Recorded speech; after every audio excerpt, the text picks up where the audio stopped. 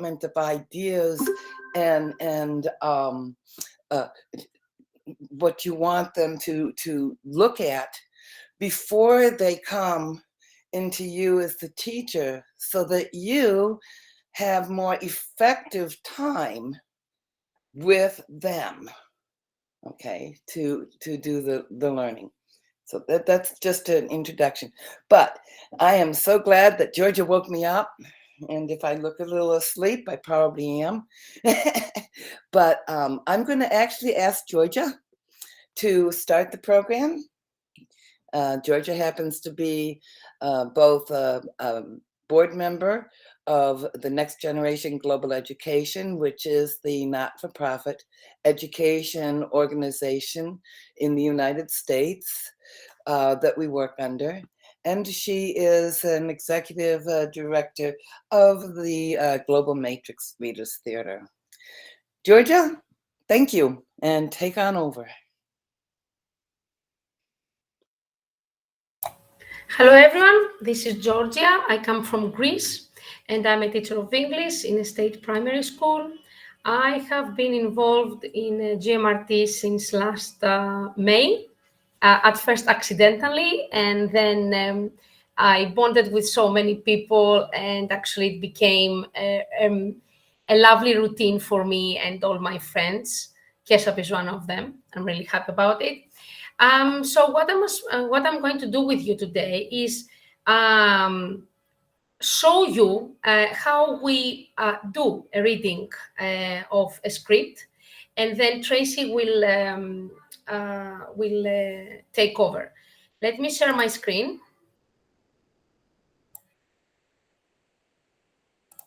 Okay, give me 1 second because, yeah, found it. Okay. Can you see my screen, the ant and the grasshopper?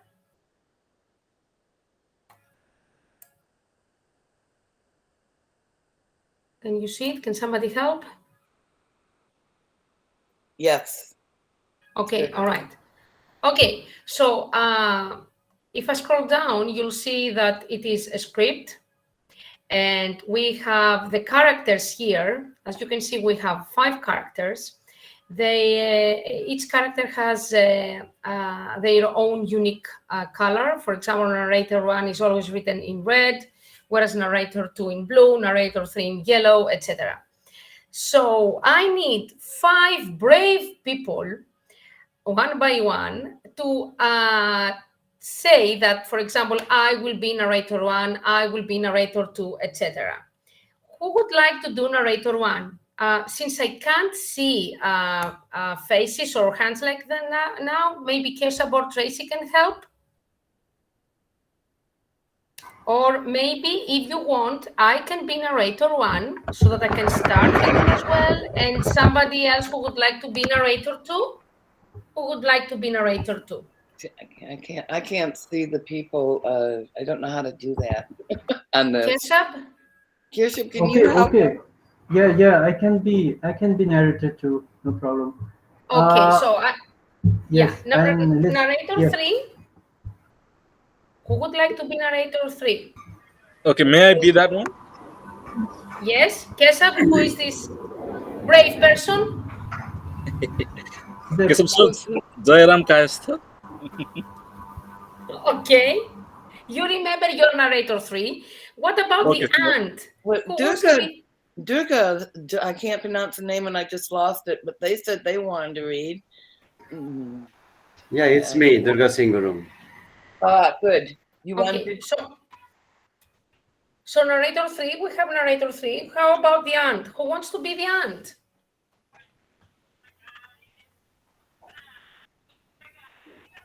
Any other brave people? Yeah, I can be. It's me, Abhishek Kumar.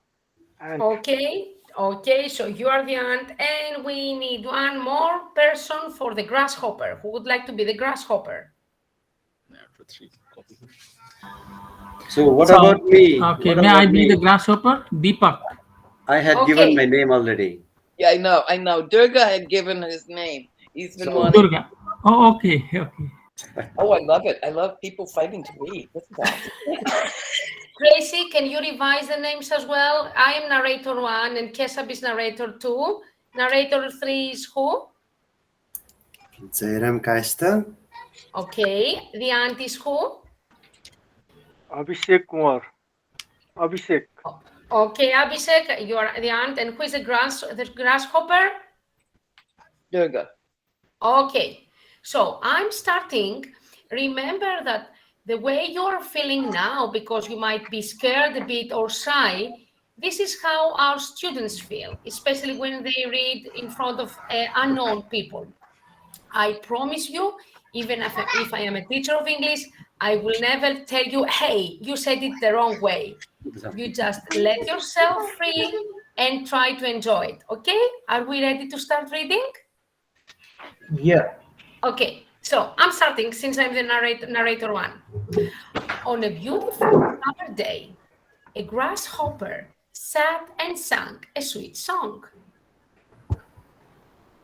The grasshopper saw an ant working hard carrying grain to the house. Look at the silly ant. All day long, he works hard and never enjoys the sunshine.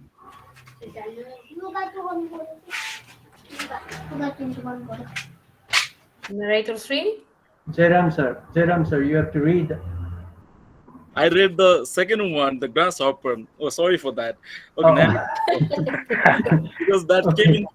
because that came in third one. Okay, I just was Sorry. okay. Sorry for that. Again, I'm going for my own role. Narrator Okay, 3. Okay. This was a minor mistake. Shall we start it over again so that you feel okay? Yeah, sure, why not? Okay, all right. Starting again then. Narrator 1. On a beautiful summer day, a grasshopper sat and sang a sweet song. The grasshopper saw an ant working hard carrying grain to his house.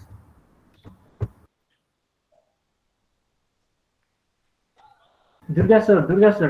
Grasshopper. Durga Singh Gurung sir. Okay, sorry, sir. Grasshopper. Look at that silly ant. All day long, he works hard and never enjoys the sunshine. The grasshopper laughed at the end, and then he continued his song. He basked in the warm sun all summer long without a care in the world. As summer turned to autumn, the grasshopper continued to sing his song and enjoy the sunshine. The ant, on the other hand, continued to gather food and store it in his house. When winter came, the cold winds blew hard and the snow covered the meadow with a thick blanket of white.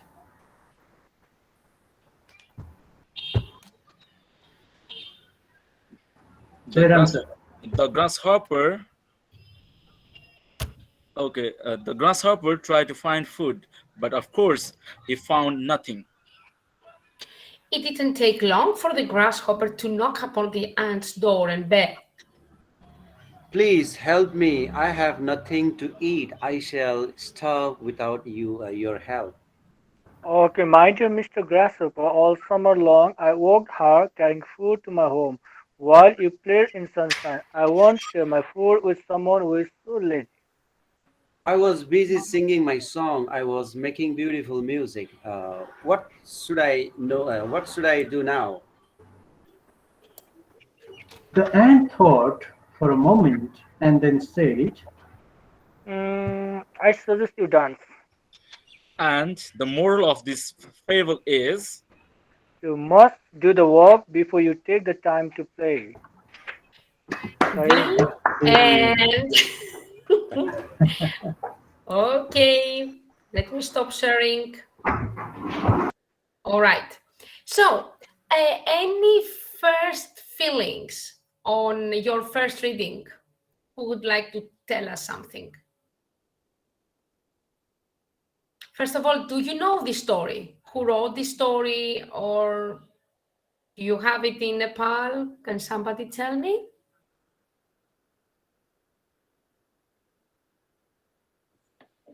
Guys, this is an interactive workshop. I warned you. Sitting Okay, there shall I? with your Shall I? lights off, not saying anything isn't going to work. So it's me, Durga Singh Guru. So I would like to share my. Okay.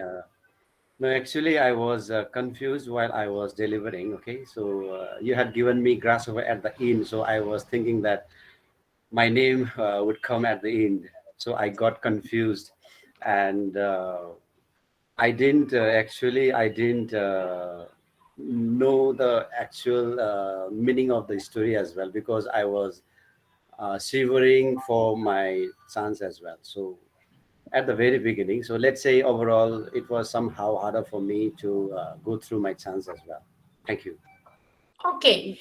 Now, Mr. Durga, if I gave you a second chance to read Grasshopper, would you feel more comfortable?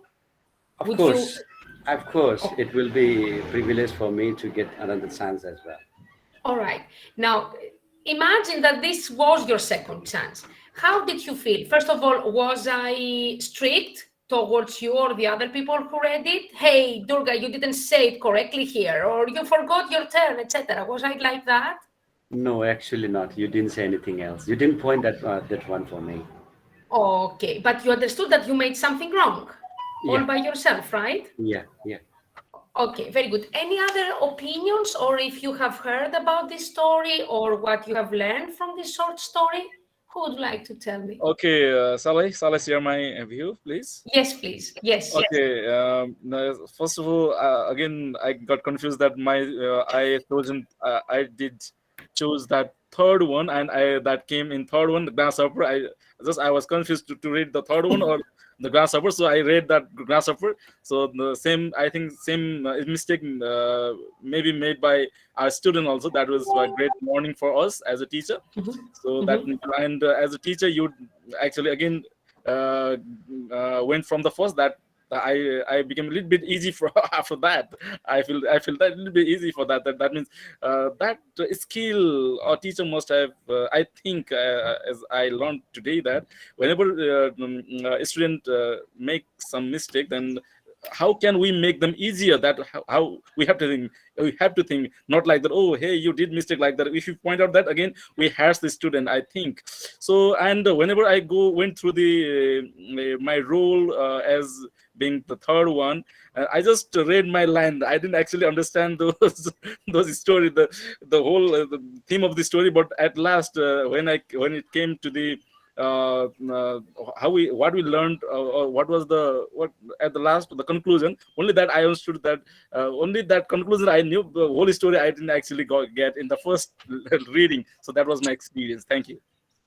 Okay, so I think that it was not a bad experience for you after all, at least for the first time, because remember that it was your first time trying to read something that you hadn't seen before, I guess, although Tracy had sent you the script. However, if you met with me, for example, once a week, would you make the same mistakes, Jerram? Would you be confused that you are not the grasshopper or you're someone else? Okay, maybe the making mistake, maybe the very least percentage, I think. Very least. Okay, all right. So you get familiar with the procedure and the script and the way we read it. Okay, so how do you think your students would feel in a reading like this? Would they like it? Would they be scared at the beginning? In my point of view, Yes. if the same task is given to the students, they would feel very nervous in the beginning. They would And think that they could commit any mistakes, right?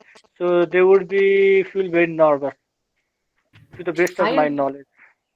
I agree. However, I must point out that you, me included, Yeah. we are older than students, which means adults, especially professionals, feel much more intimidated and afraid not to make a mistake. For example, right now, I'm here, an educator, and I'm really trembling because I'm scared that if I make a mistake, the Lord will say, hey, Georgia made a mistake, but I don't show it, I hope. Anyway, so I think students, younger ones, are really more, open to mistakes. Of course, it depends on our role as teachers.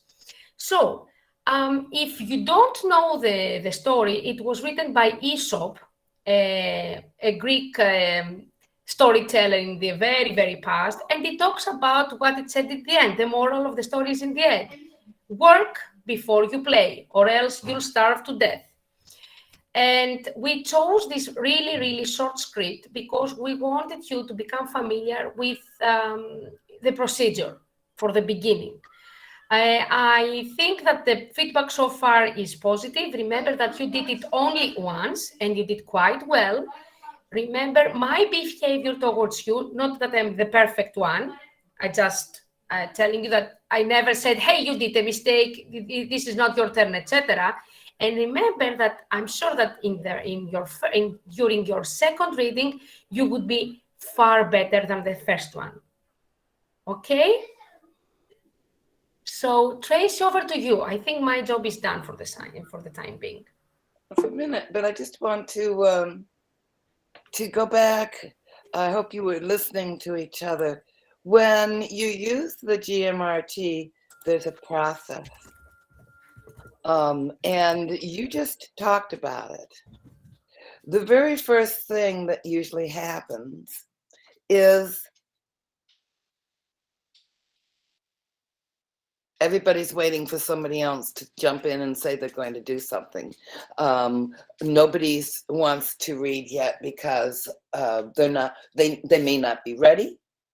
Or they're uncomfortable, they're shy within a family or a group that they don't know yet, they don't want to take those risks, or whatever the reasons are. They don't start to do the reading. Some of them do, because we have to remember everybody is at a different level or place in the process, and they're learning. And we have to break the idea that they all have to be at the same place at the same time and do it the same way, because they don't. And we don't expect that. And then as they get a little bit more comfortable in being in the process and doing it, they're going to start trying to take on a role or a small role, and trying to read that. And then when they do read it, it's just as you said, they're too concerned about the words and the reading to understand really or comprehend the story or what's happening. But then they become more familiar and they begin to start to add intonation and voice to what they're saying. And now you know that they've gotten to the point where they are understanding the words. Okay, the comprehension is coming in. And then in the discussions that we have afterwards, which might start with the script, but it can go out in so many directions, depending upon what clicks with the readers, then that discussion begins to develop their critical thinking skills, their conversational skills, all of those pieces that we want to develop begin to happen. And then they become a little bit more maybe critical about, maybe they didn't like the way a script ended, or it gave them ideas for another ending or a different type of script or whatever. Oh my gosh, and all of a sudden you see they're starting writing, and all of the writing skills begin to develop. So you sort of kind of felt that process. Many of you were not ready, even though you knew, because normally in the group we don't say be ready, it's interactive, you need to be reading and doing. We don't usually do that, we encourage it. In this group I said be ready for it, but many of you didn't do that. You went, oh, I don't think so, not yet.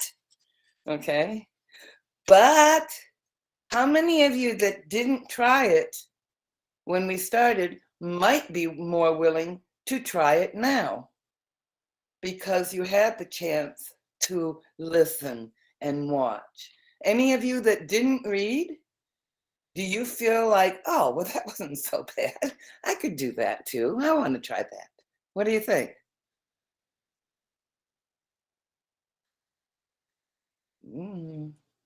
Nobody's going to answer, huh?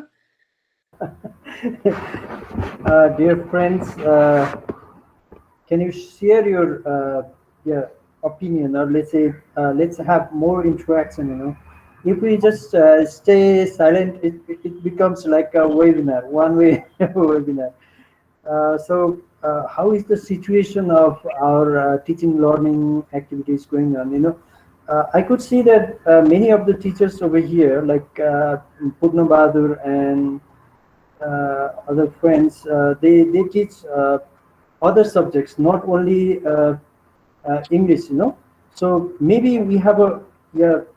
I could see that Narayan sir. Narayan sir also, I think he teaches science. Narayan sir, is it? I think you teach science, right? Yes, sir.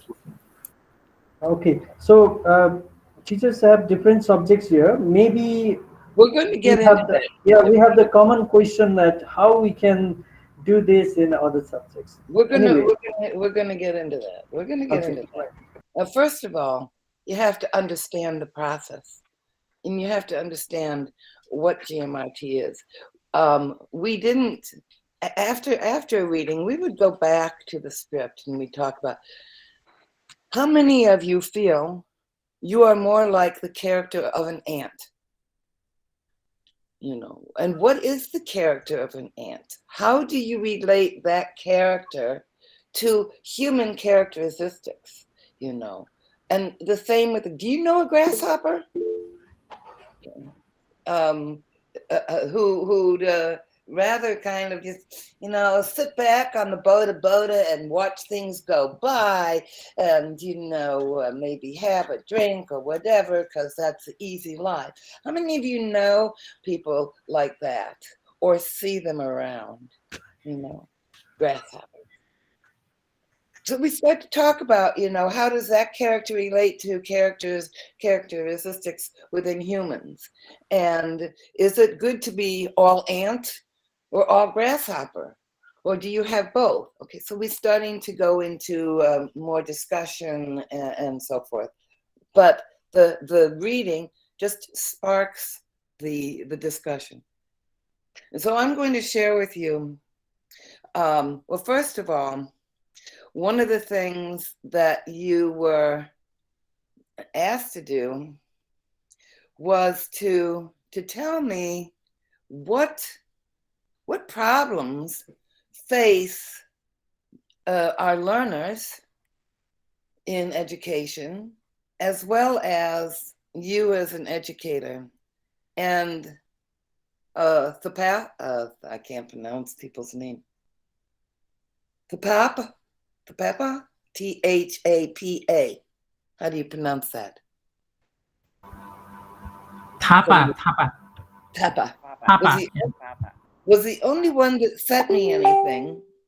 However, and we were going to actually do a diagram and have you give us more information, because I know there's a lot of things that are in the way. But we'll start with what they wrote. The number of students in your class is an issue. Okay. The technology is a problem. Interest and lack of interest in the students. There's less encouragement, time management, curriculum boundaries, poor management, lack of opportunities. Those are the things that they wrote, and I'm sure, boy, you can add to the list. But let's look now at what GMRT is and what it has to offer. And I don't know whether or not you did. Can I share my screen? Do you know how to share your screen, Tracy? Wait a second. At the bottom, there is a square. Well, I just want to connect. If I put this on present, no, I lose everything. I can't do that. All right, so I have to find you guys and then go back to doing that. So let me do that. At the bottom of the screen. Yes, there is a square and a little arrow. You can see the microphone, the camera, the hand. It says Chrome wants to share your contents of the screen in Google Meet, but it won't let me. It doesn't have share highlighted. It just has cancel. So they have to, do you have to give me, somebody have to give me up? Are you on iPad? Are you on? No, I'm on my computer, but it's not letting me share.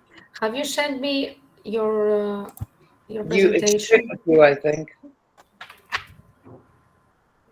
It's shared with you, I think. I mean, I can say. Wait. Yeah, you have it shared. Okay, give me 1 second. Which one should I show? Introduction to GMRT pilot study. Okay, let me share it. While she's doing that, it's interesting because I started doing a lot of research and stuff. And let me take you back a little bit. We've been doing and developing this process and this program for about 1.5 years. Now,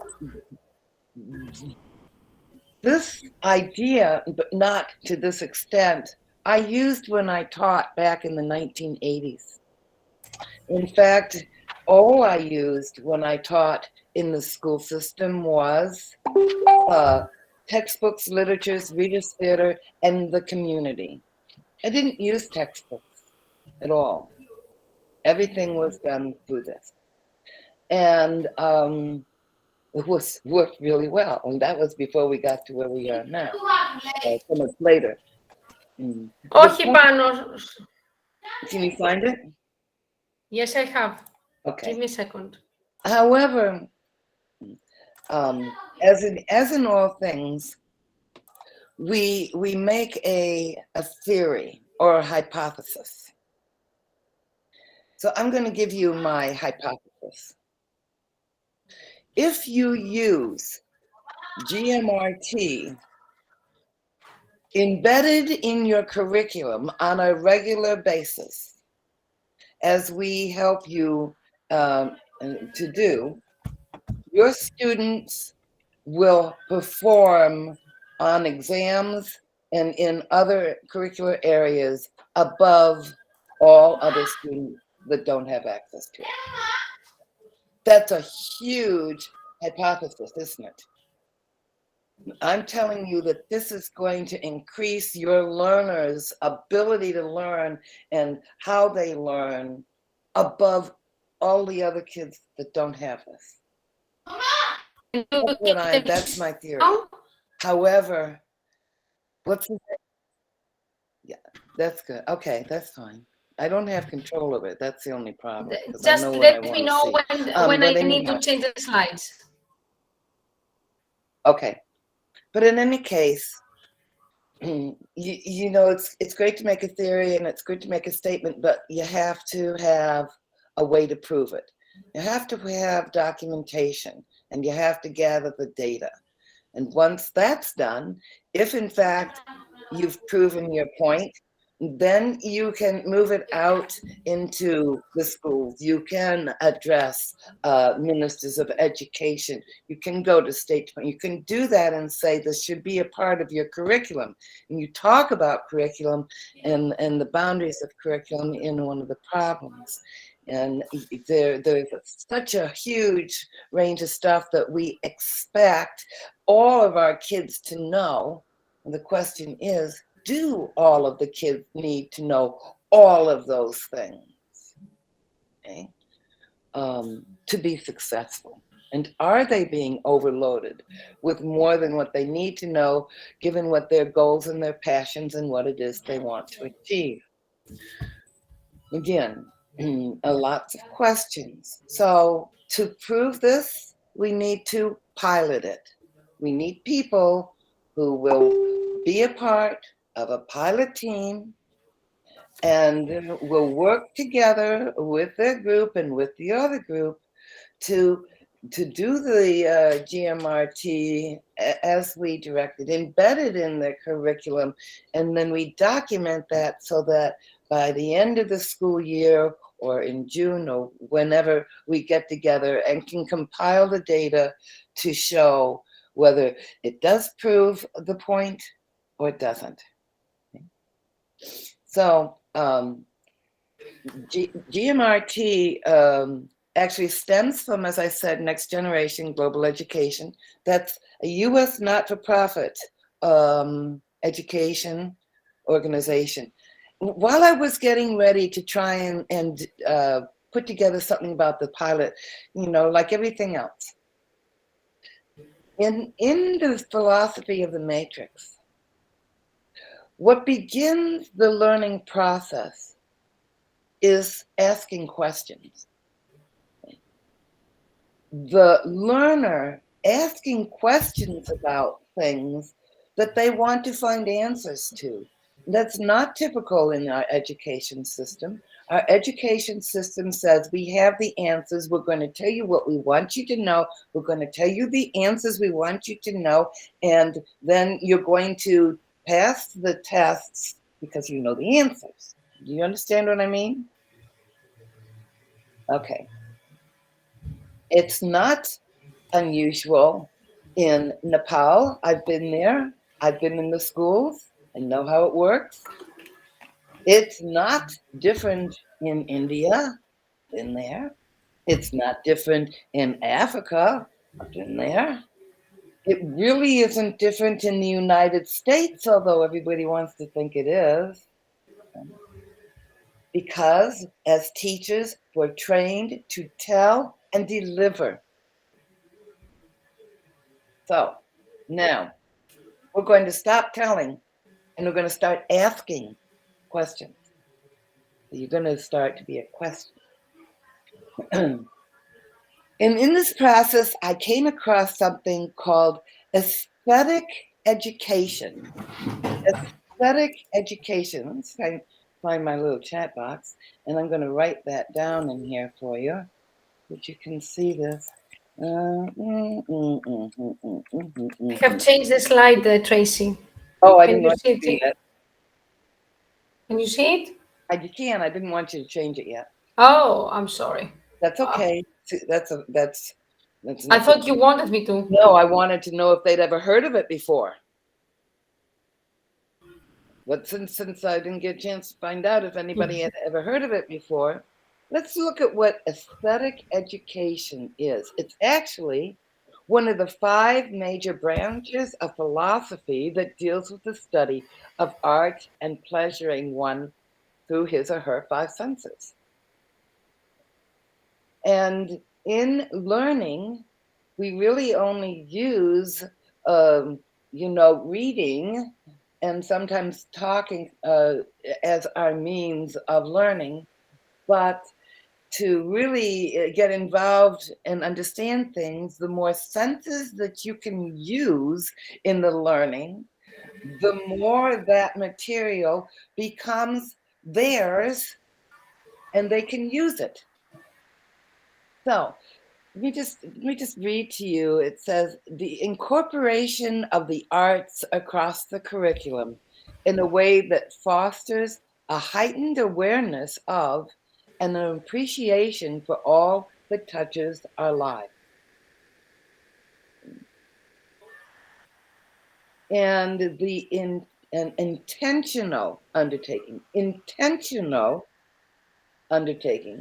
designed to nurture appreciative, reflective, cultural, participatory engagement with the arts by enabling learners to notice what there is to be noticed and to lend works of art to their lives in such a way that they can achieve them in various meaningful ways. Has anybody heard about aesthetic education, and what do you think about an approach like this as far as a learning style or a learning approach?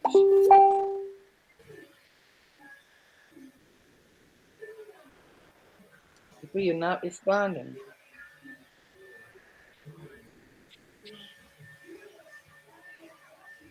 Anybody? Do you think that this is a positive way for learning and to approach teaching, or that you don't understand it and it has no value or meaning in what you do? What's the general feeling?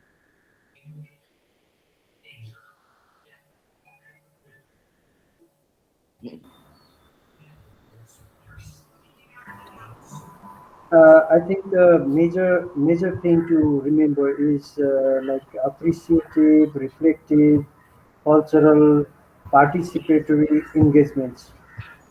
Yeah, that's many of us in our classroom yeah, forget these kind of things. Instead, we are more focused on exam oriented, let's say notes writing and yeah, answering the questions for tests and yeah, we in that process we often forget this part of the teaching learning, you know, and uh, of course this is very valuable thing that we must incorporate. I could see that there are a lot of principals, head teachers joining today's session, and they can have a leadership in this part of important aspect of learning that is missing in many cases.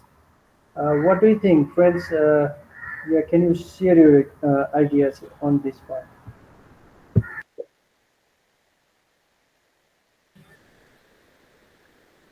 Well, let's look just a hair more at what aesthetic education is. Georgia, go to the next slide that sort of outlines. Okay. Now think about, and this is why I had asked you to write out and think about what stands in the way of learning happening, both for your learners and for yourself. And interest and motivation and involvement and all of those pieces are slightly brought up. But if you really sit down and think about why are we struggling for our learners to be successful, how happy are we as teachers trying to make them happy, make them learners, make them successful to pass tests? Okay. And is everything working in a smooth way? Aesthetic education helps students discover, helps students discover, that's important, new ways of looking at, listening to, moving in, and speaking of their everyday experiences. It opens up areas to learning seldom experienced in school. Power, excuse me.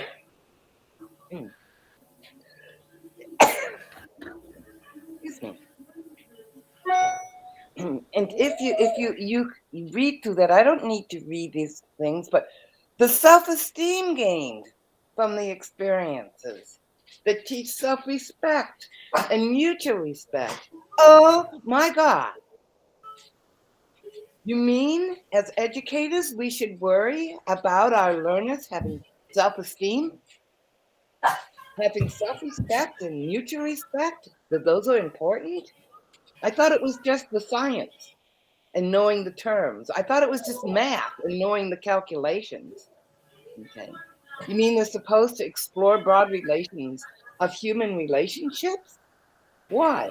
So they can communicate and get along better with the people in the world and perhaps learn cooperation, collaboration skills to help us solve the problems that we're facing with the sustainable developmental goals, which we are not solving and weren't solving before COVID because we didn't know and we can't listen to the views and the thoughts of people from outside our own. Because it's not the way we were taught. It's not the way we were allowed to learn. To combine mind, emotion, cognition, sensory experiences, analysis, and intuition towards understanding something as a whole. These are kind of important things that should be part of our learners' lives. They should be part of our lives. Okay? The excitement of learning to express oneself in new ways, to give voice to the learners, to allow them to interpret, to question, to revise, okay? And to say something about it, to speak openly about it in a program or platform where they know they are safe, they are supported, they're not going to be put down for their ideas, they're going to be respected, and everybody's going to be able to learn from these things. Is this the kind of learning that you'd like to see happening in your schools with your students?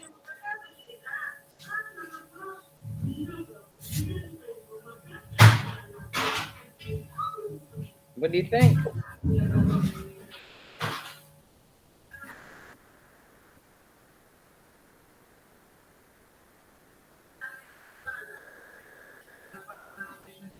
Stop sharing screen for a minute, Georgia. Sorry? Stop sharing the screen. You want me to change the slides? No, I want you to stop sharing for a minute. Okay. I want to go back to the group. Okay. Okay. All right. What do you think? Because you can't sit there and say nothing and do nothing. And this is what you expect your students to do when you're working with them as a teacher. Is this how they react? Is it going to just sit there and be quiet and stare at you? Because if it is, then there's no misunderstanding why learning is not happening in the school systems. Hmm. Okay, actually, learning will not happen when we do in this or not interactive. So actually, we have to be interactive while teaching. We also want our student to answer or to be interactive in some part of our lesson. But I think we all are being quiet. I think it's not so good. I think. That's so good, actually. And we even warned you. We even warned you. Okay, learning is interactive. Learning's having voice. Learning, I don't see how you can possibly know, except from a piece of paper on a test, what anybody is learning if nobody has the opportunity to interact and voice their knowledge and be involved in the learning. Okay. Ah, so is the Yeah, test the only it's, way you know how to assess them? Is with a piece of paper and a pencil?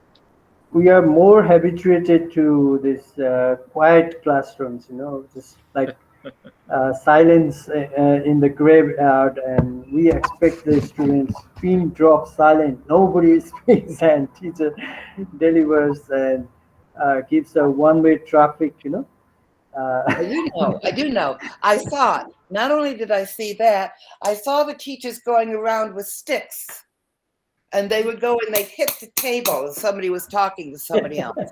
Or they, and you know what I did?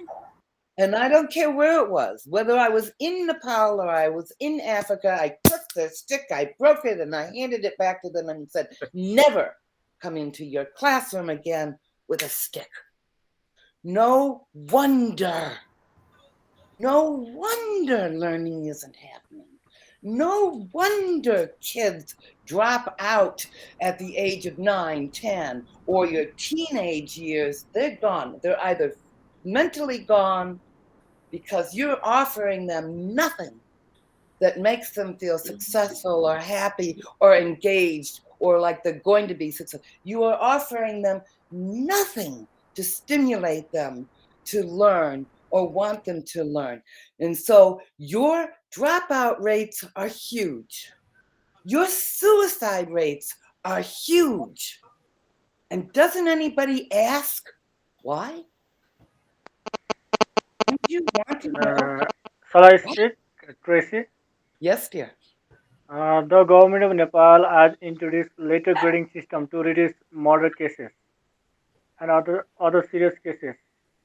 more. Our I didn't education system Proceed. has been slightly changed. I didn't understand the Nepal government. What?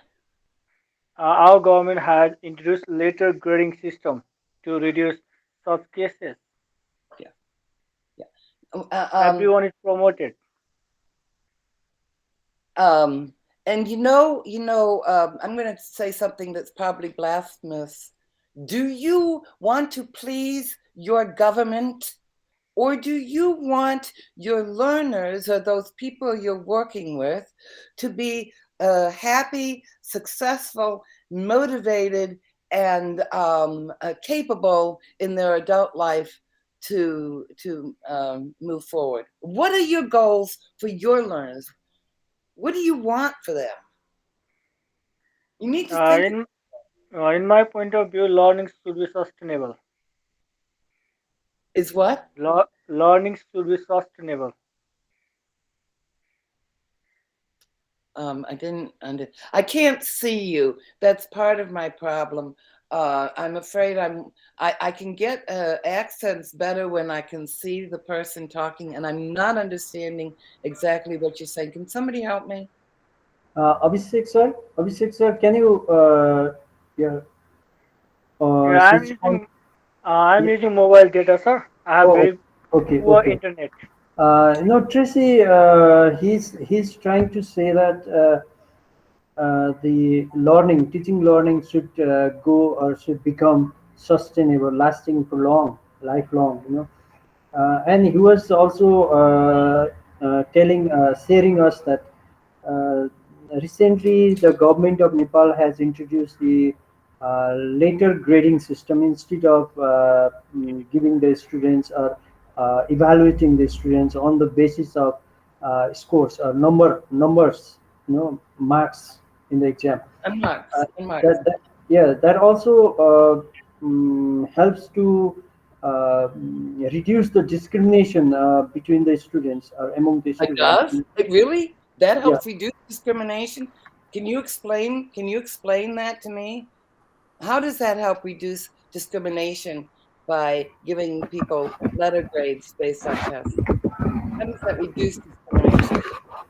Yeah, we have seen that in some uh, years after the national examination, board examinations, some students committed suicide, because of gaining some difference. Like suppose one student got 85 percentage and another student got 86 percentage, then there due to the difference of one uh, that point, one mark, one percentage. So maybe he's trying to say the same thing. I just like to request Deepak Gautam sir, can you go to this point? How is the difference of this grade system and marking? Has it make such type of impact, good impact in the school education? Oh, okay. So I guess Tracy understands later grading and number marking, like giving marks 80, 81, 82 marks So an is one 82, an system, 82, and an 89 A is a plus, B. Yeah. So that so is all grading you're doing, system. yeah, you're giving it And a B or an A yeah, if yeah, you yeah, AB, that's a grading system. do you think And okay, go on. that system has what is the impact? That's the question is, what is the impact of grading system? The Yeah. impact of grading system is, there is not tangible impact. There is grouping of students, like one getting 80 and one getting 89 will be having the same grade. So the grading here is given, now is given in that way. The checking is done in the number itself. So and the suicide rate has gone down, and the fail, now there is, the system of fail is removed with this system. And I have to this is what. disagree with you. I got to Yeah, disagree with you Can I because speak? it is no different. You don't think that the kids know they gotta be, oh, I have an 80 between an 89. They'll reinterpret it. Or Yeah, the you education. got a B plus and that person got a B. I'm better than you are and I do better and all that kind of stuff, right? It's still there. And the problem is that they are not learning or working to learn, understand, and use their learning to do something. They're learning for a grade because that's what's going to please mom and dad. That's what's going to make this person feel better. That's what's going to make that person. Doesn't make them any better. And everybody isn't in the same place. And they shouldn't have to be compared against each other. It's their individual growth that's important, okay? Because you know, if I'm in a group and I have to try and keep up with those spellers that you had in the spelling bee and be graded against them, I would be very frustrated and very upset because I am not a speller. It's not a strength of mine, but I could learn from them and I could take things from them, okay? But I couldn't compete with them. Learning and education shouldn't be a constant competition, but that's what we make it. We make the grade the important thing, not the learning. So kids can have great grades and have absolutely no ability or knowledge on how to use that material. They can't apply it and they can't use it. So in GMRT, I got to tell you, screw the grades. That's not what we use. We use the process, the observation, and the individual's growth as a measurement of how they're improving and doing. However, as you heard in my theory, because I know that's how people think, it's about the scores on the tests, I'll guarantee you your kids will score higher. But you won't be teaching them to the tests.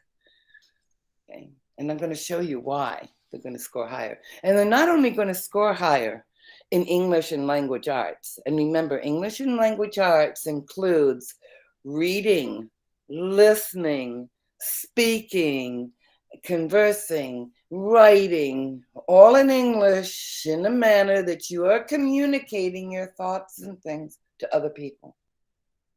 But it's also going to be the lead-in for all the other academic areas that you're talking about. So I know the kids will score higher on the tests. And the thing is, I really don't care. I just want them to be happy. I want them to be motivated. I want them to be interested and involved. And more than that, I want them to understand gaining knowledge and learning is not just something to put on a piece of paper. You do something with your learning and your knowledge that you can share and give back to others and give back to your community and to your family to make them better as well. Okay. So our whole focus is we want them to ask questions. We stimulate the questions so that they can find answers to those questions, create something with those answers, give it back to their society to make things better. Raymond? Okay, shall I put some views on this online teaching as what we are facing the problem in teaching from student side and teacher side? Yes. Okay, thank you. So here I teach mathematics in school, and as teaching student here mathematics, what I have faced is about 50% student they are so interactive and they take part in learning activities, and whenever I ask some question and ask to take part in this learning, they take very easily, or they actively they take part. But the remaining 50% student, actually, whenever I call them and whenever I tell them to turn on a video, and when I tell them to focus your work, what you are doing, writing or not, or like that, then actually uh, when I tell, only they open the video and they interact for only 1 or 2 seconds. And did you understand? Yes, sir. Okay, on your video, yeah, okay, I'll do, sir, only at that much. After that whole period, again, they will be very silent, as we are here now. As we are here now, some of the us are here. So that is the what challenge I'm facing to teach mathematics. And whenever and the parents also will call me, oh, my child is not responsive, my child is weak in mathematics, so how can we help, or what should you do, like that.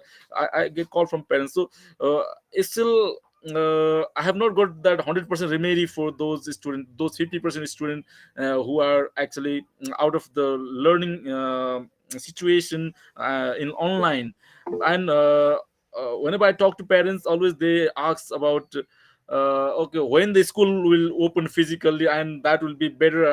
Only the idea of when will this corona lockdown will stop, that otherwise my child will is actually going to learn nothing in this period. So they are so worried about their learning of their child. So and being a teacher, the same problem, that how can we make involvement of those students in learning. That is my challenge in this. So if I get some of the ideas, or if I get some of the okay ideas to from you all to face these challenges, I think I'll be so grateful.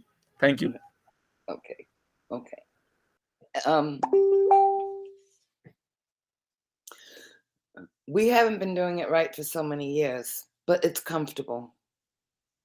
And we've learned, and we've been trained, and so have the parents been trained as to what to expect. We forget really what is the purpose of gaining knowledge and education. Okay. And our focus has turned to those exams. I don't know if I can do this. I may have to disappear for a minute. Hold on a sec. I want you to think about this.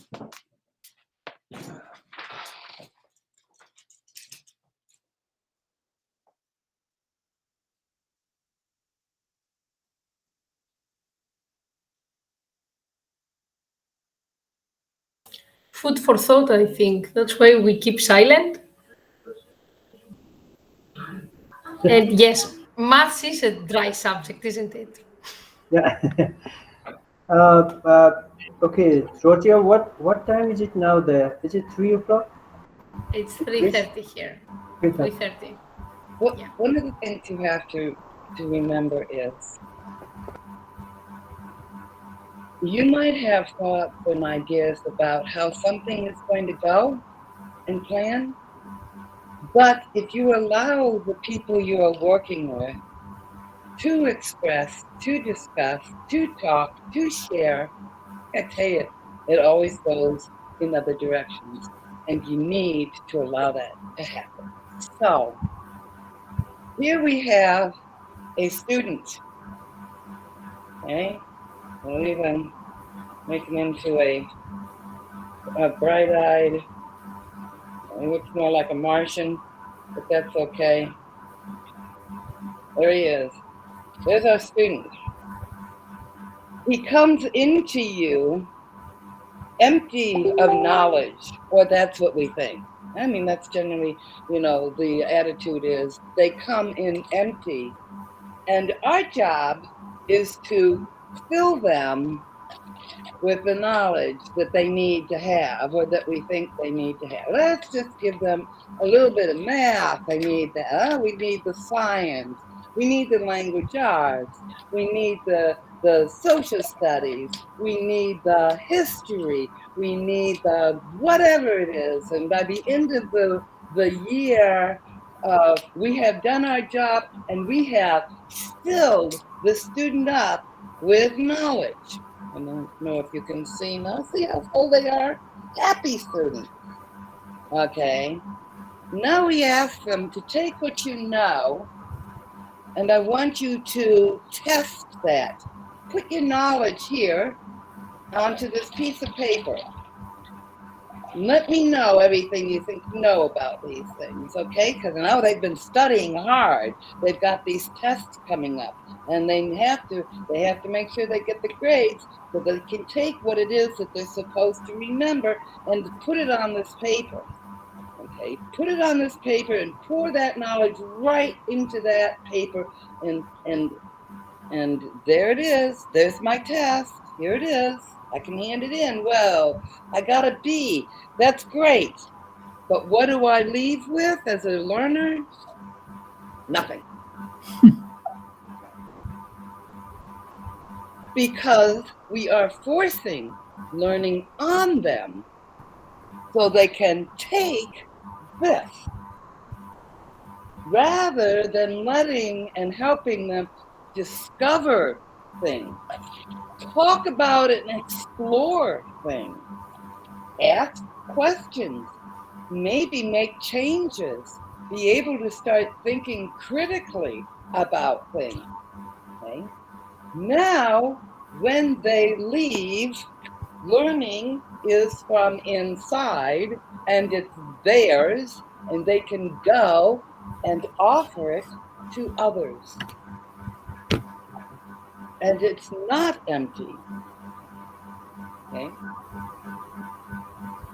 So, am I asking people to change their way of thinking of how we've been doing everything over a period of a couple of 100 years? Because it wasn't always done this way. It wasn't always institutionalized or formalized like this. Okay. Kids did learn at home. They did learn out in the careers. They did have hands-on experiences. It kind of was taken away from them when we institutionalized learning and tried to box everybody in. You know, you're this age, you're this grade, you're in a box. Everybody's in boxes instead of opening the boxes up and just allowing it to happen. And whether you're 6 or you're 9, if something clicks for you, you learn it and you understand it, that's great. It doesn't matter. So the first thing you have to do is take the risk to think differently. Georgie, you want to go back to the slide just so that we can look a little bit at. I want to answer a couple of other questions. So, if you go back to the slide, just to the one that says what the Global Matrix Readers Theater develops and what skills it supports. Yeah, give me a second. Yeah, okay. Found it. First of all, even if you didn't do the writing that I asked you to do, or develop what I asked you to do, I'm hoping that this is clicking with you and you can go back and say, oh, go down to the next slide. First of all, what does GMRT develop? Next slide.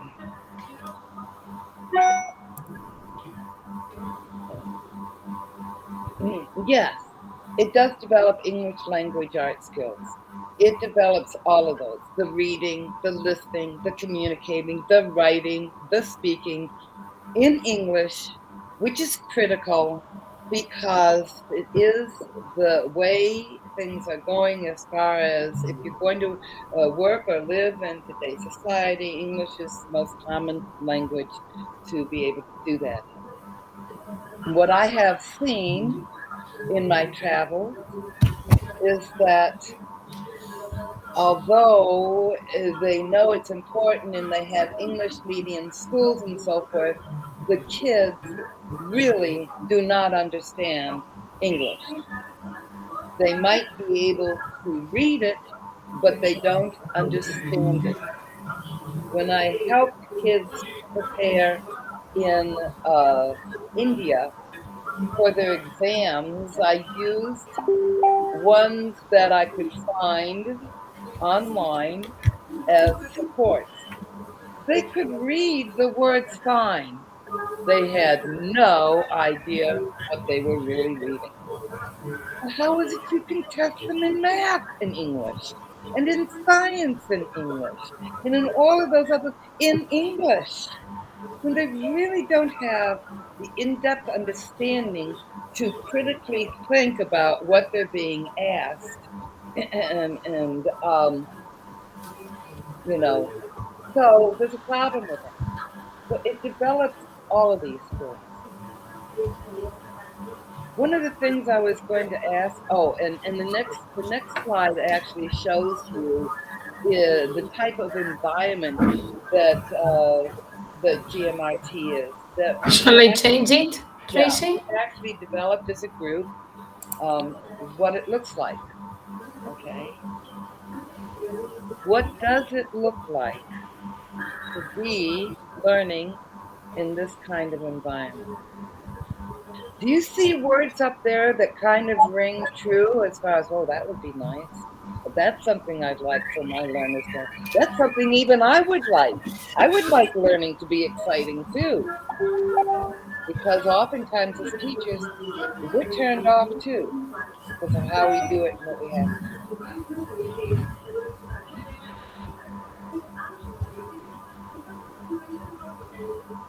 Building, encouraging, loving, giving voice, uplifting, productive, Fun. fun, fun.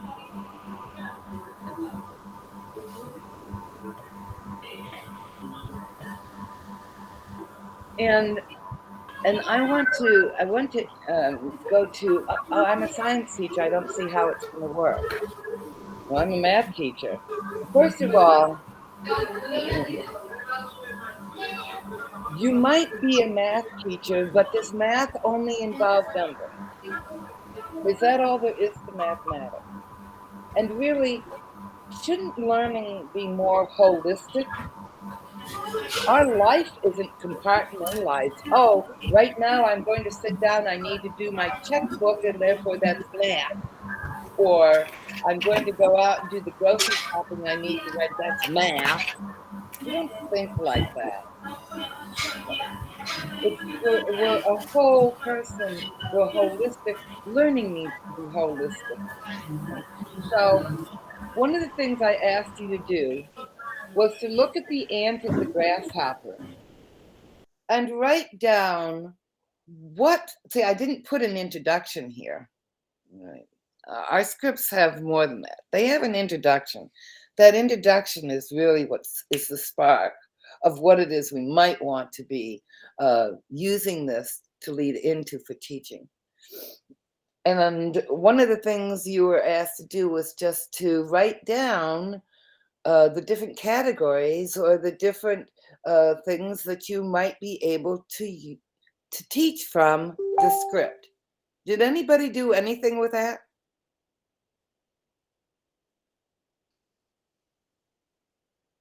Okay. Sorry. One of the things I had asked in my email was for you to look at the ant and the grasshopper and think about what lessons could be taught from the script.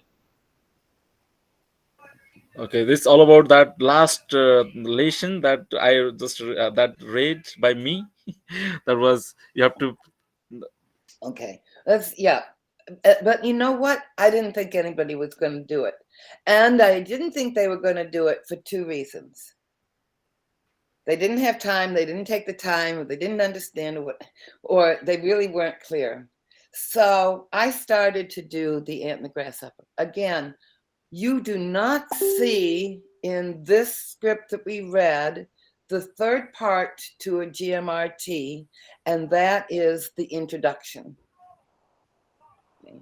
And the reason being, I wanted you to see what things could be put into an introduction that would lead into the lessons you want them to follow.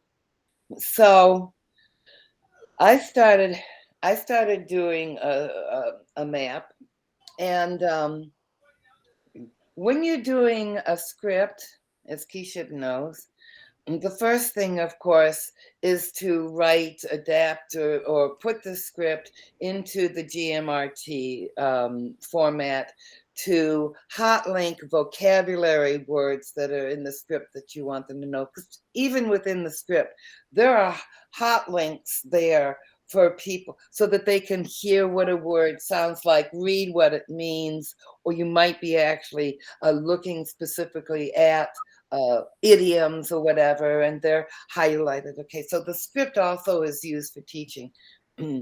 But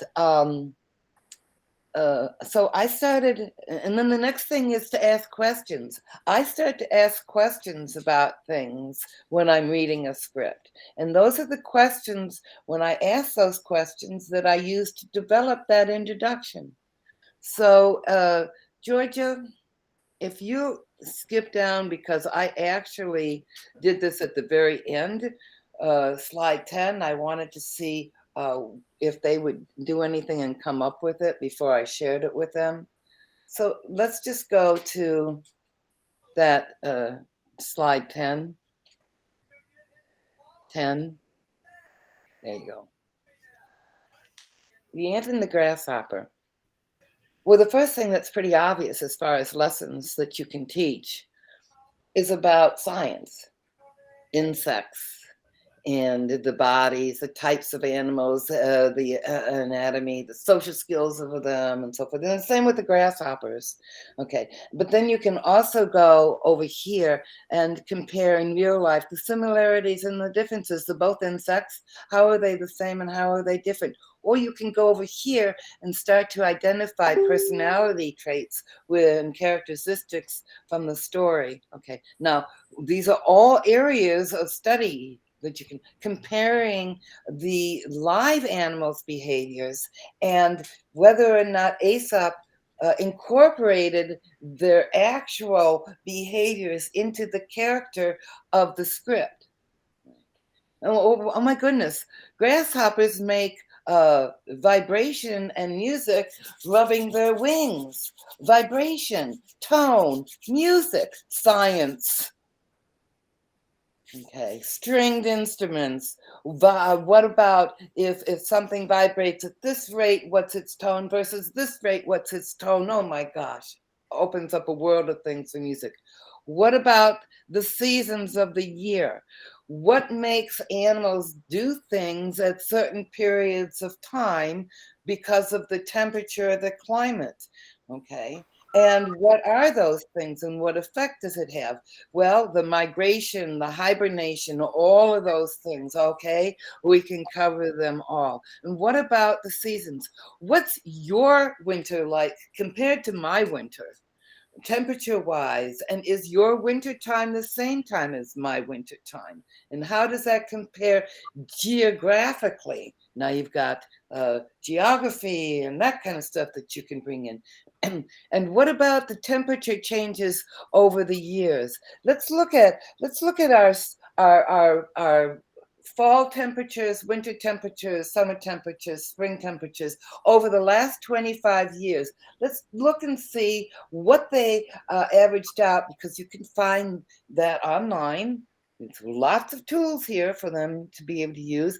We can find that. We can graph that, learn how to show a graph and do a comparative study. And we can see, are the temperatures changing over time? And is that affecting global warming? Okay, now I got to tell you, I could continue much, much further than this. Okay. All you're doing is asking questions that came out of that very simple 2-page Aesop's fable. But do you see how many different directions it can take you in exploring learning? and how learning happens? I'm only a math teacher. I don't see how I can use that in math. Really? You can find math in anything. Well, but I teach science. I don't see science in an anagram. Really? Science is all around us.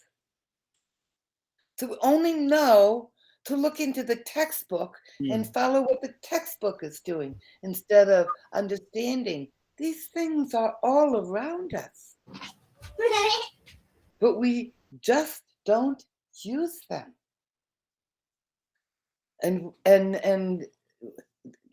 So do you understand what I did here?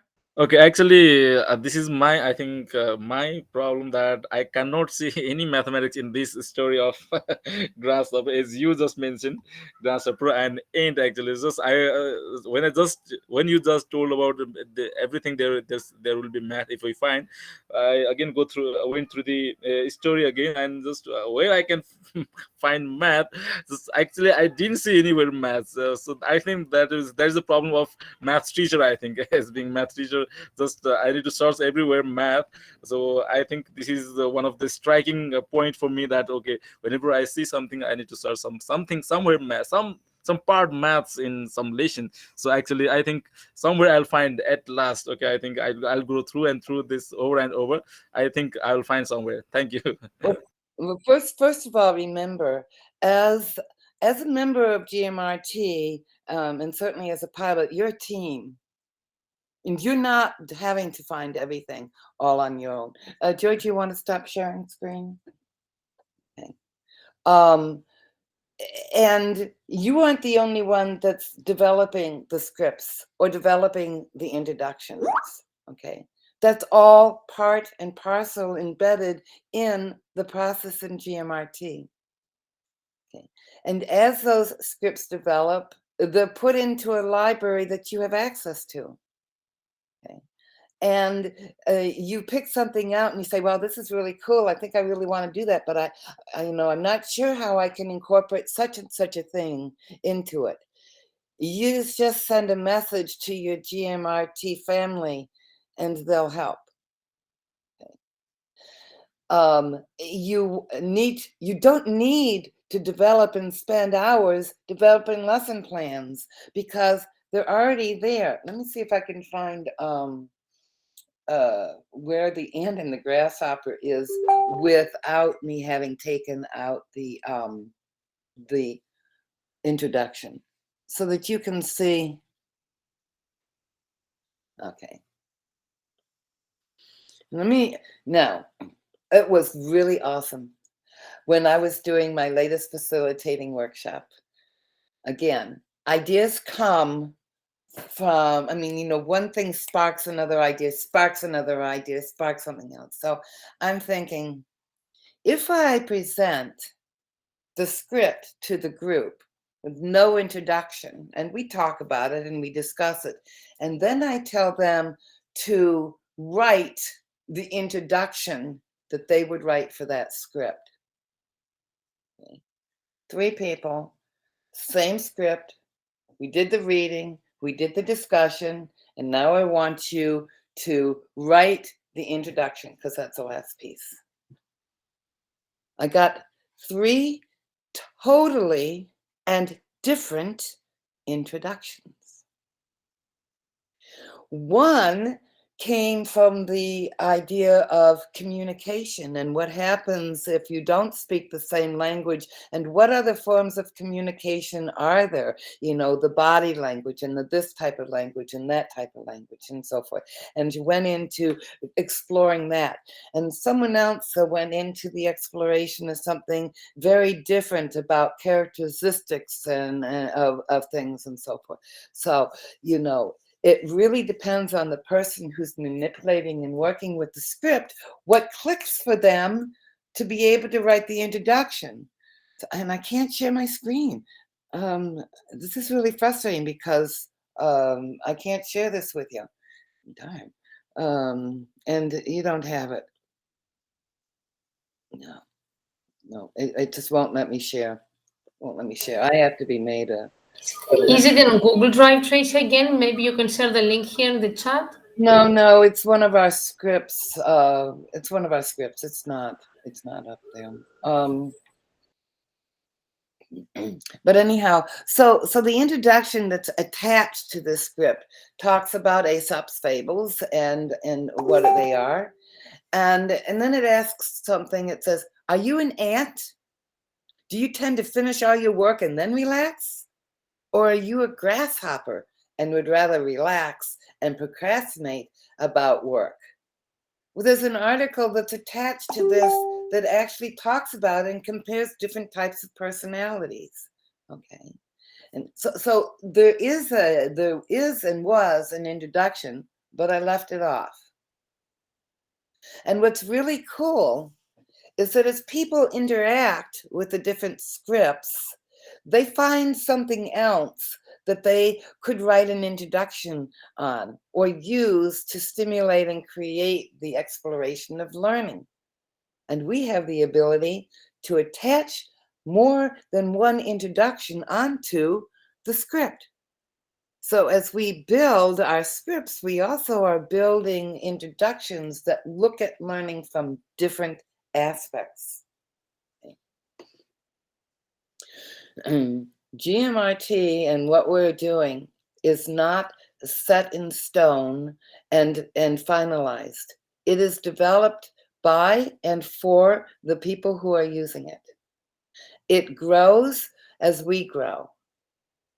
And as we connect with more people around the world and are able to interact and share these things, we learn from them, they learn from us. Our groups have the opportunity to actually meet and read and share and work together, whether you're in Nepal or you're in Argentina or you're in America. Okay, you have the ability and the connection to connect with the other facilitators so that you can share and work together. Okay. And everybody is in here as one, not just, this person. We work all together and we build the platform together as one. Okay. So I believe that this program, and it is a program, okay, it is a program, it should be embedded in every school's curriculum to be used on a regular basis to support and supplement your overall curriculum objectives. And that if you were to do that, your students will show much faster and better growth, because you've built up their confidence in who they are and their abilities. You are motivating them in their learning. You're allowing them to not only ask questions, but to express their thoughts and ideas in an open way and know that they're not going to be criticized or put down or bullied or blamed or any of that, because it's not part of the system. It's not part of the program. And because of that kind of learning that's happening, the other learning falls into place. Oh, you can only get 50% of the kids involved? Well, maybe so, but when you start GMRT, it may only start with 50%. But then as you're doing, remember, it's embedded, it's a regular piece of your curriculum. You're not just doing it like once here, once there, or whatever. You're using this as part of the curriculum, okay? Then you will start to see, oh, I only had 50% of them that were interactive and doing anything this last week, but I got 52% of them that are doing it now. And at the end of the month, wow, I'm up to 65, 70% of the kids who are beginning to pull in and come in, okay? Don't look at what isn't. Look at where you are and where you're going. That's really important. Don't look at them as a group. My group is doing this. Look at them as individuals.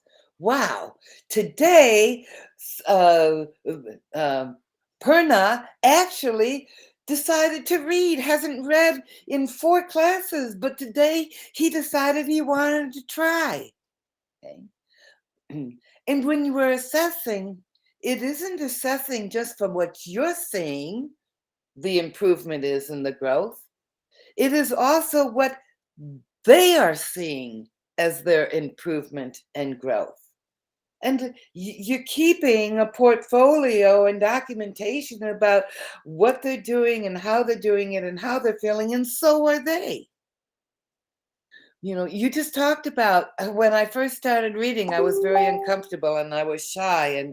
And Georgia said, "Did I tell you you were wrong? Did I have to point out that you weren't doing something right? Or did you see it, understand it for yourself, and were you able to then change it and make it better?"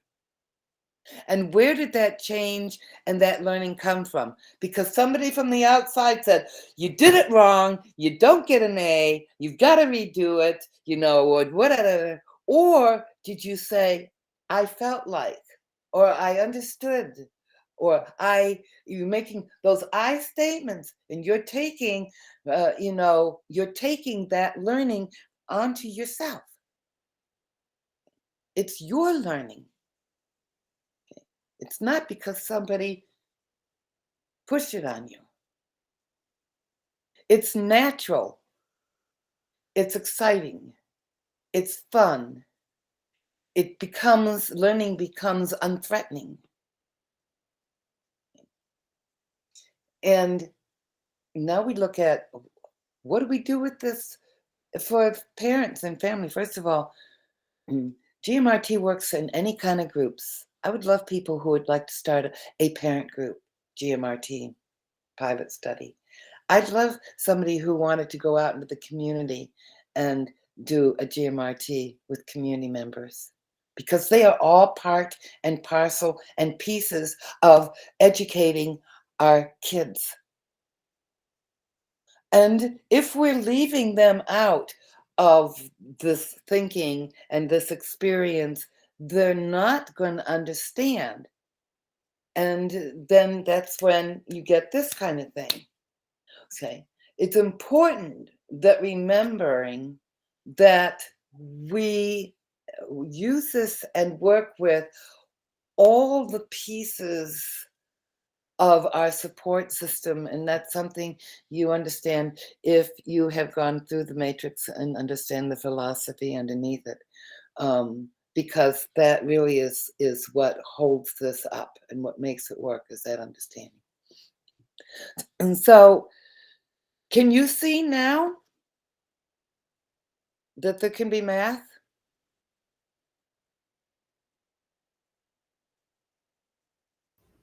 Okay, I think I still need to go quite for longer time over that story of ant and grasshopper. I think I have Forget to about go. the ant and the grasshoppers. Do you want to learn how?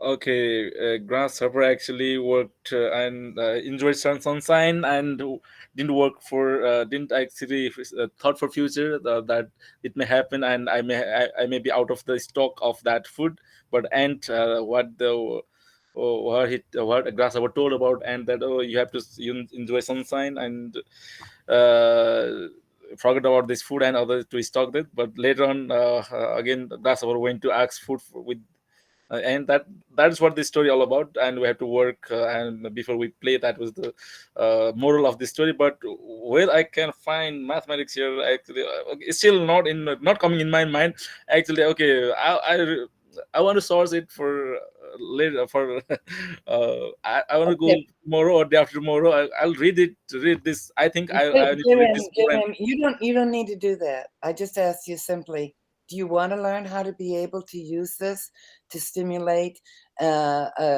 and create an environment where mathematics might be a more fun and exploratory? Okay. Mathematics actually nowadays it's being quite not so interesting subject for all the students. So the main role is all depends upon the teacher how he makes more fun and interesting, and how exploration he can make inside that course curriculum. So here whenever I teach, I have got one concept that, oh, I have to complete the course, and that the curriculum, how it is designed to fulfill the objective, that I have to focus. And whenever I focus on those things, and some limitation from the school side also, we have to complete the course like that. So many things, whatever we You were think doing, you we were cannot. doing, Sorry. you were doing to yourself, because of the way the education system is training you and teaching you to do it. You're Yes. doing and limiting yourself the same way that we are limiting our learners.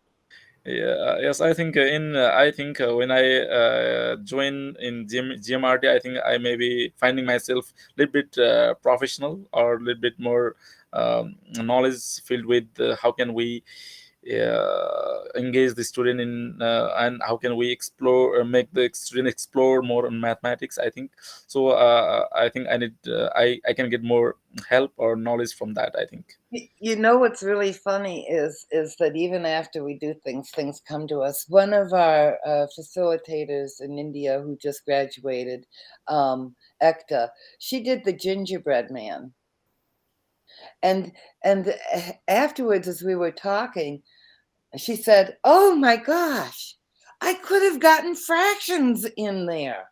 I could have been teaching fractions to the gingerbread. Here's my whole gingerbread. We have the head, the legs, and the body. That's how many parts. So if you ate the head, what fraction of the gingerbread boy did you eat? I mean, oh my goodness." And so we went off. You can find these things. Okay. Uh, Okay.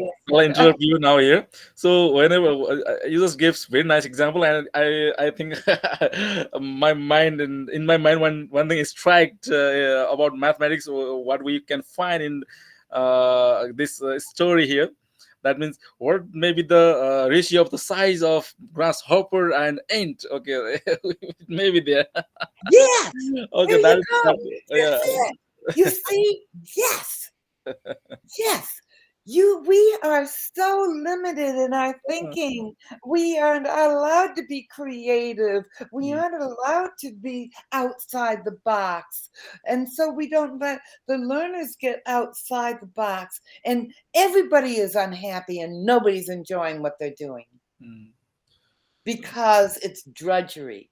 Oh my God, writing those lesson plans up from the textbooks into the is mm. so much a waste of time. So much a waste of time. Okay. You've got to try and think differently, outside the box. And you know what I loved most was, wow, I don't know if the rest of you could see it, but there was a little light bulb that came on over his head, Jerem's head. Oh, wow. Okay. Yes, really. You see Yes. that light bulb? He suddenly, oh, wow. Wait a minute. Wait a minute. I think maybe that's what we want to happen for all of our learners, for all of our educators. Sometimes the light bulb comes on like suddenly, like yours did. Sometimes it takes a little longer for them to, but it does happen. It does happen. It's great. So that was very exciting. Thank you. Tracy, Yes. maybe how should we wrap it up? Maybe ask Well, them to read another script, or ask them what you want from them. I don't know. But I think Keshav is waiting for us to read another script altogether, and I do have ready the ones that are found on the NGG site. oh, You want? okay. Okay. So we could But do that. We could show yeah, in the all right. There's 3 scripts. I don't know if anybody went. There are 3 scripts open for you to look at.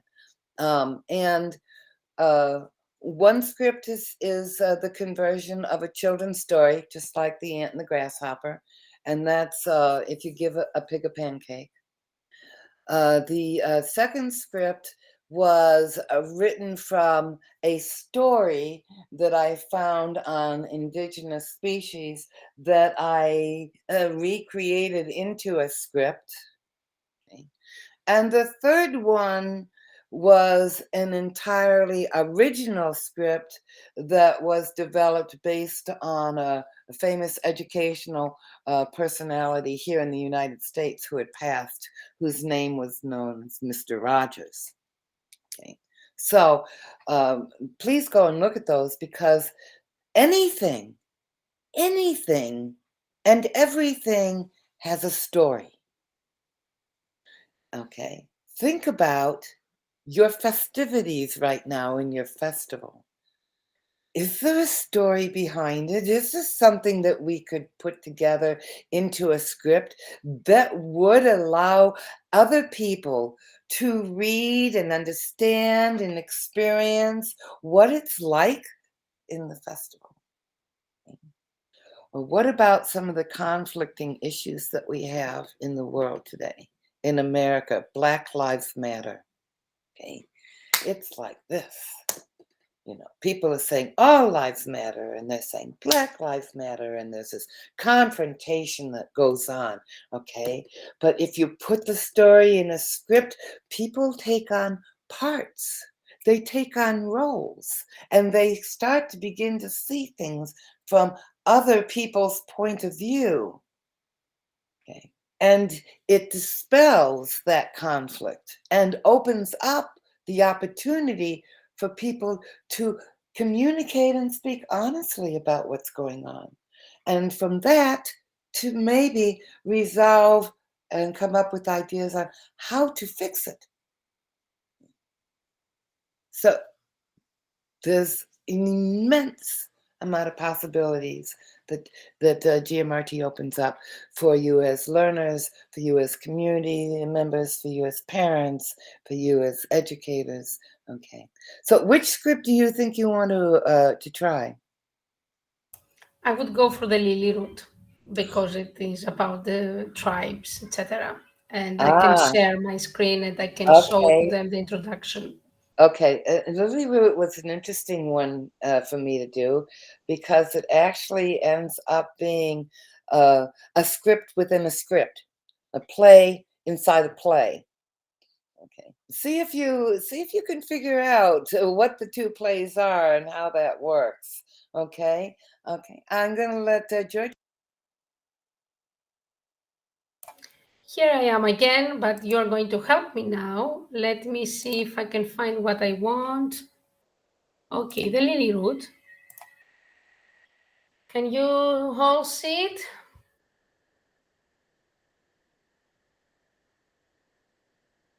Kesab, help me. Okay, sure. Okay, all right.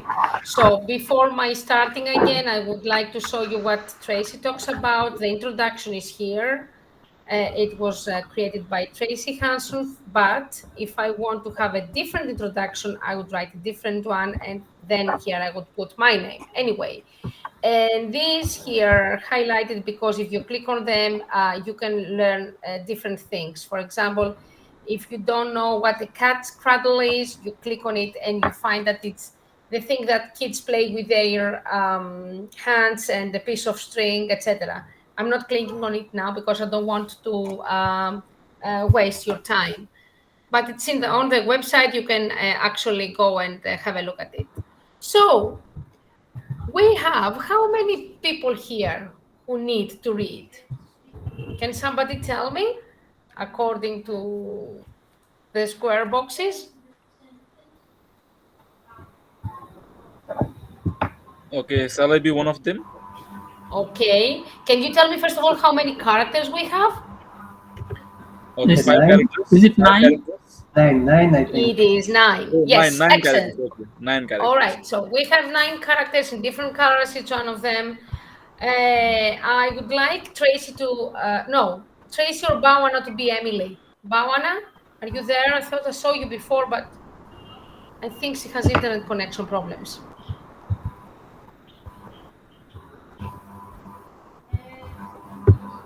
Can't hear her. Okay, Tracy, would you like to be Emily?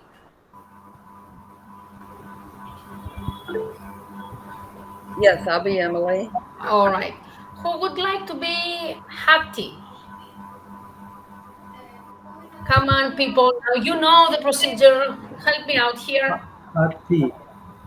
Hattie. So who is Emily? Who is Emily is Tracy. I'll be Yes. Emily. Okay. Okay, And Hattie? okay, I can be Hattie. Okay, Hattie. Who can be narrator one?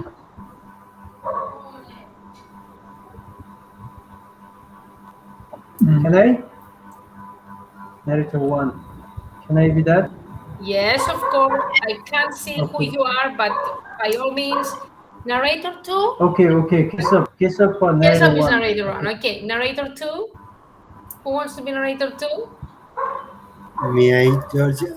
Narrator 2? Of Purna. course, of course. Purna, All right, narrator two. Okay, I'll take the mother. I'll take the mother. So we have for Emily, Hattie, narrator one, narrator two, mother, old John. Who would like to be old John? Okay, Deepak.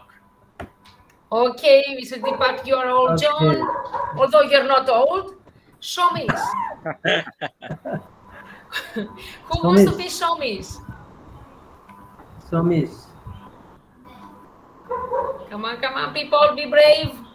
I think anyone is here. Woman, sir. Okay, I will be here. Roman. Shomis? All right, okay. Roman son. Yeah. All right, and we have the grandson and narrator three. Who is the grandson? Grandson, who wants to be grandson? So shall I be grandson? Abhishek, Of sir. course. Abhishek. Yeah, Abhishek. Okay. Okay. Abhishek and narrator narrator three. Okay, let me be. Okay, it's a Bhattrai. Okay, are we ready then? Okay. Yes, Yeah. sir. Yeah. Okay, Emily. No, sorry, narrator one. Narrator Keshav. one. Yes, narrator. Yeah, sorry. So I have to start, right? Yes.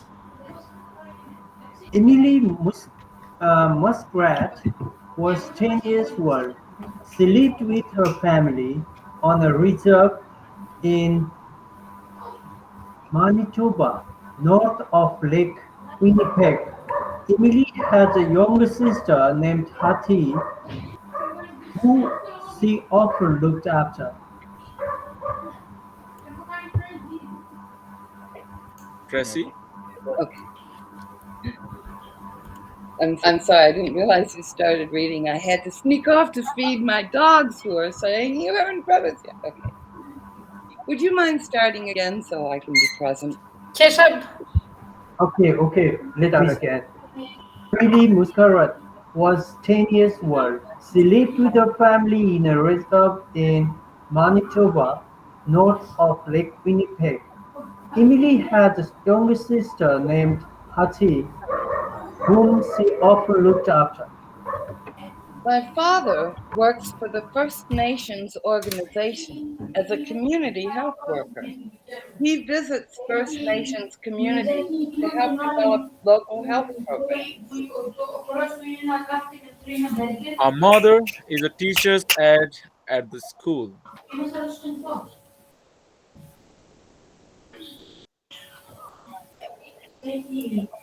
Emily took care of Hattie on Saturday afternoon when her parents went to town to shop for food. Watch after Hattie now, Emily. Don't let her wander away. I'm going to teach Hattie how to play cat's cradle. And off for parents went to market. On behalf of Keshav sir, as he left meeting just now. Okay, thank you. Narrator two.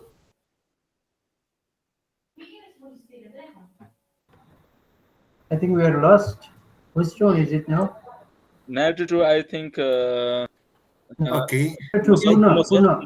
Emily pulled out a long piece of string tied together to make a circle. Hattie watched as Emily waved the tiny string between her two hands. Jairam sir. Uh, hello. Yeah, we are Yes, listening sir. to you, sir. Who is Hattie? Okay, it's Hati, and I can see Hati here. Okay, show me how to do that. Spread your hands and fingers. Emily wrapped the string around the Hathi thumbs. And move your fingers like this. She showed Hati how to wind. It's not you, Jairam sir. You are not the person. Sorry, I think Kesab sir is not here, so I on behalf of Kesab No, sir. no. Kesab is number Bhatwar. one.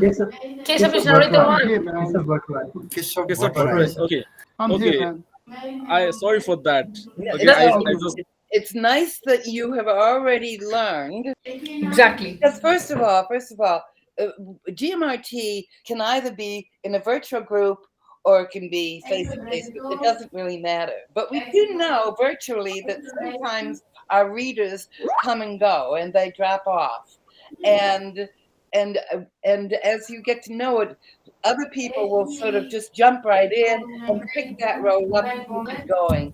So, that's great. You've already developed one of the skills that comes in time. Awesome. True. True. Okay, it's my So turn. we are Narrator 3. narrator 3. Yes, there. Okay. Great. She showed Hattie how to wind the strings between fingers and hands. this is not very easy. Keep trying and you'll get it. Look, there's Peter. Peter Pan rode the old bicycle past the bus. See those old and worn jeans he wears?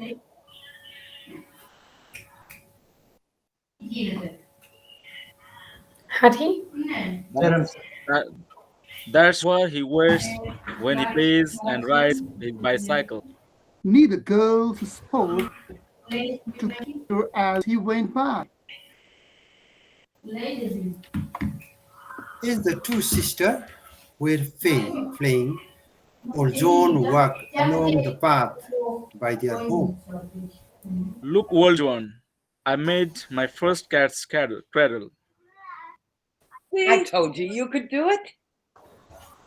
Old John smiled and waved the girls over to him. Then he spoke softly to them. I'm going to tell you a story. It is about the lily root. He mentioned to the two girls to sit beside him on the small bench. One day, Somis and his grandson were walking in the bush. They came upon a small river with a big pond. Look, my grandson, to water lilies in the pond, you must give me a lily root. Why does he want the lily root? Lily roots were important to the Salis people. After Somis dries the root, he will grind it into powder. It becomes medicine he'll use to keep healthy. How did he get them out of the water? His grandson removed his boots and socks. Then he rolled up his pants and legs and he stepped in. Grandfather, the mud is oozing between my toes. Somis stood on shore and pointed to lily plant he wanted. Stop here. When the boy reached the lily plant, his pants and legs were wet and muddy. Grandfather, this smoke is very smelly. York, York. Yeah. He reached into the water quickly to pull out the root. Be careful, you must not break the root when you pull it up. The medicine will spoil if it is taken from a broken root. Grandfather, I got hold of the root and pulled hard, but nothing happened. Use both hands, be careful now. When he yanked the second time, the boy's shirt became wet with the muddy water. Grandfather, what happened? Reach deeper with both hands. Very slowly, the boy bent over the beautiful white lily flower. He reached with both hands for a better grip around the root. You must reach deeper down with both hands. But grandfather, Go deeper. He realized he would have to get all wet with the muddy water. It still smelled. He held his breath. Quickly, his face went underwater. He bent right over the plant with both hands deep around the stubborn root and pulled and pulled and pulled. grandfather, I got the lily root. Very good, my grandson. Bring it here to me. He walked back to shore to Somis. He was wet from head to toe. His skin was itchy. Mud covered his feet, his pants, and his shirt.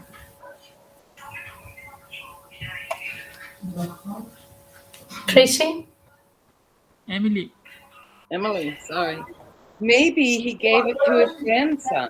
Oh no. Did he now Did he get did he get the lily? What did it look Harry? like, World John? at one end of the plant was the beautiful white flower. At the other end was the muddy root. Now I must clean the mud from the lily root and cut off the flower. What did what did Somis do with the flower? Maybe he gave it to his grandson. Ma, you are outside. I smell like muddy pond. They both laughed. Then Somis held the lily root very gently. This will make me feel strong in heaven. The road is more important than the flower. Many people are insisted on the sweet flower. Never my thought the lily root. Hati and Imri sat quietly next to Old John. Now the story was over, and Old John stood up. You be good now. Thank you, Ojo. Thank you, World John. Good night. Bye. And Imri and Hati walked to their house with their string. They too would remember the lily root.